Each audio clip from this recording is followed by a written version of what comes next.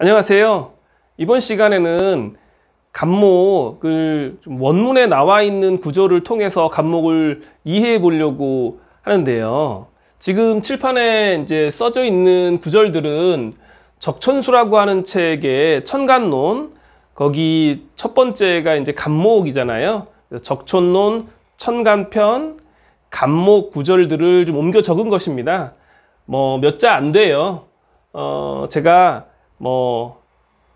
저도 이렇게 하나의 조예가 깊은 사람이 아니기 때문에 제가 아는 만큼 천천히 한번 설명해 보겠습니다.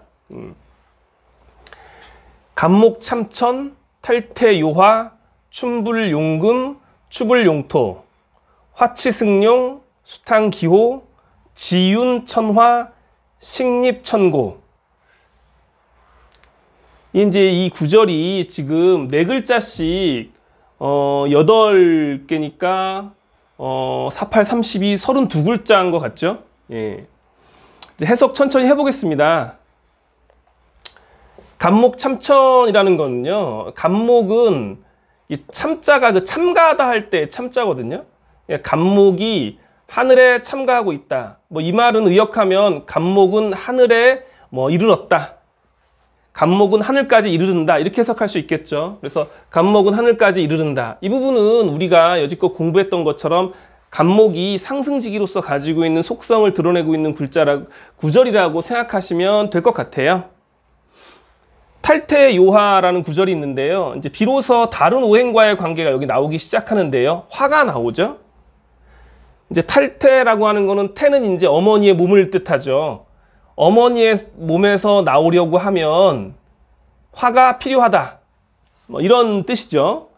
해석해 보면 태는 이제 목의 어머니는 이제 수니까 수로부터 벗어나서 날려면 화가 필요하다는 뜻입니다. 이거는 역설적으로 해석해 보면 화가 없으면 태에서 벗어나지 못한다고도 볼 수 있잖아요. 늘 그런 거는 아니고요. 특정 시점에 이런 현상이 두드러집니다. 그래서 특히나 이제 겨울 같은 경우에 이제 화가 좀 목한테는 갑목한테는 필요하고요. 봄에도 화가 꼭 필요하겠죠. 윗줄 다시 해석해 보면 갑목은 하늘에까지 이르르고 태에서 벗어나려고 할 때 화가 필요하다. 예, 이렇게 해석할 수 있을 것 같아요. 두 번째 줄 해석해 보도록 하겠습니다. 이 구절은 우리 명리 공부하다 보면 자주 만나는 구절들이죠. 춘불용금, 추불용토. 그러니까 봄에는 금을 용납하지 않고 가을에는 토를 용납하지 않는다. 이제 용자가 이제 이거 얼굴 용자인데 여기서는 이제 용납하다, 받아들이다 이런 의미로 쓰였습니다. 자, 목이 봄에는 금을 용납하지 않는다. 이거는 어떻게 보면은 좀 쉽게 상상할 수 있는 부분이기는 해요. 목은 끊임없는 상승직이고 봄은 목의 계절이잖아요. 이제 한창 자신의 뜻을 펼치고 막 이렇게 나아가고 있는 때인데 갑자기 금이 나타나서 이제 그만 해버리면 목 입장에서는 이거 완전히 김새는 일이잖아요. 그래서 목 입장에서는 봄에 금을 만나는 것이 굉장히 좀 부담스러운 일이겠죠.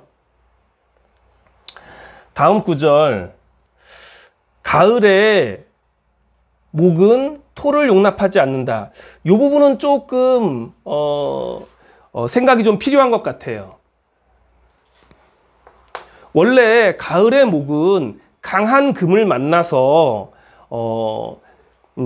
그러니까 깎이고 다듬어져서 궁궐의 기둥이 되거나 스님들이 쓰시는 어떤 밥그릇이 되거나 하는 식으로 이제 쓰임을 찾아야 되는데, 그러려면 가장 필요한 게 강한 금이란 말이에요.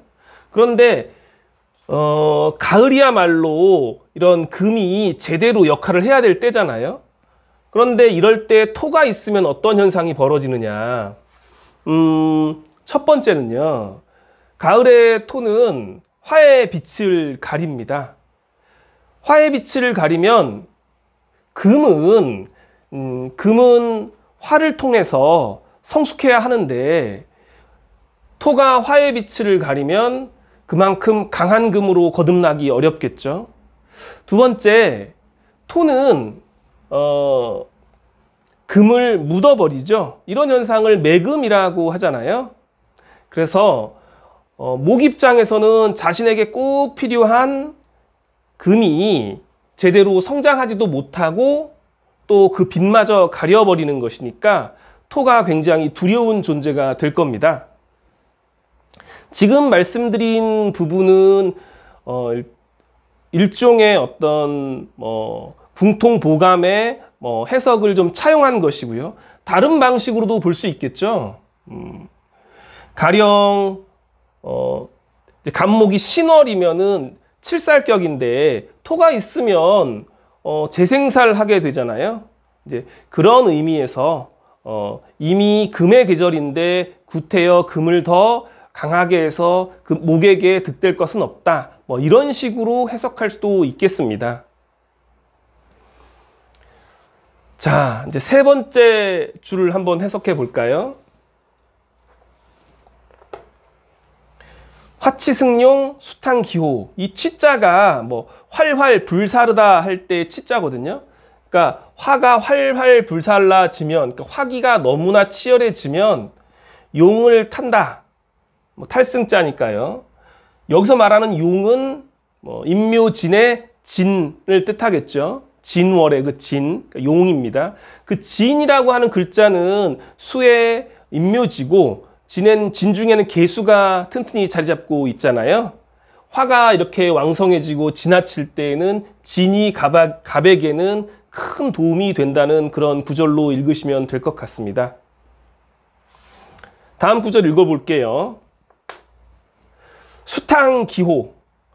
이 탕자는 물이 너무 거세게 흘러서 모든 것을 휩쓸어 버리는 그런 형상이거든요. 그래서 물이 모든 것을 휩쓸어 버리면 호랑이를 탄다. 그래서 호는 당연히 인묘진의 인, 호랑이 인자겠죠. 간목 입장에서는 물에 휩쓸려 가지 않기 위해서 자신을 튼튼히 해야 되니까, 방신해야 되니까 록지인 인이 있는 것은 당연히 도움이 될 것이고요. 게다가 인 중에는 병화가 장생하고 있으니까 어떤 수기운으로 인해서 자칫 사주가 너무 음천해질 가능성을 미리 차단할 수 있겠죠. 또한 인 중에는 무토도 들어있잖아요. 그래서 만약에 천간에 무토가 들어온다거나 운에서라도 이렇게 들어온다거나 혹은 천간에 이미 있다거나 하면은 큰 역할을 할 수 있을 테니까 수가 지나치게 왕성할 때 인은 굉장히 도움이 될 거라고 생각됩니다. 자, 이제 마지막 구절 읽어볼까요? 되게 일반적인 내용이기도 하고 갑이 얼마나 어떤 내적 에너지가 있고 그것을 유지하기 위해서는 어떤 조건이 필요한지에 대해서 생각해보는 구절입니다. 지윤천화 식립천고. 그러니까 땅이 윤택하고 하늘이 화평하면 심겨져서 1000년 동안 오래 간다 라고 해석할 수 있겠죠. 여기서 땅에 지윤하다는 거는 땅이 윤택하다는 건데 당연히 윤택하다는 건 개수가 있다는 의미가 아닐까 싶습니다. 흔히 기토, 개수 이런 그 십간들이 간목의 어떤 생장을 많이 도와주잖아요. 그래서 개수가 있으면 땅에는, 그리고 천화, 하늘이 화평하다라는 것은, 화합하다, 화평하다는 것은 병화를 뜻한다라고 일반적으로 해석합니다. 그래서 이 네 글자 좀 해석해 보면, 그러니까 지니까 지지로는 수기운이 있고 천간의 기운으로는 화기운이 안전하게 위치하고 있으면, 특히 병화가 있다면, 그렇다면 목이 1000년의 세월까지 버틸 수 있을 만큼 튼튼히 자란다, 이런 의미로 해석할 수 있겠죠. 그러니까 물론 이제 사목이냐 활목이냐 어떤 다른 목의 어떤 성정을 결정하는 특별한 다른 조건이 없는 한, 그런 어떤 조건이 없는 때에는 일반적으로 목의 생장에 집중했을 때에는 지지의 개수, 천간의 병화가 목을 튼튼히 키워주고 자라게 해준다는 그런 의미로 받아들이셔도 크게 무리는 없을 것 같습니다. 자, 제가 지금 뭐 굉장히 약식으로 간단히 해석한 겁니다. 뭐 우리가 흔히 이 적천수 관련 책을 찾아보면 이런 굉장히 논쟁도 많고 해석도 굉장히 다양합니다. 근데 우리가 뭐 그거를 일일이 다 읽어볼 수는 없고요. 또 그런 해석들이 각 어떤 학파에 따라서 되게 아전인수격으로 해석하는 경우도 상당히 많아서 너무 깊이 이걸 몰두할 필요는 없을 것 같아요. 그래서 이제 일반적으로 공유되고 있는 수준에서 가볍게 읽어봤습니다. 다시 한번 읽어볼게요. 간목참천 탈태요화 춘불용금 추불용토 화치승령 수탕기호 지운천하 식립천구.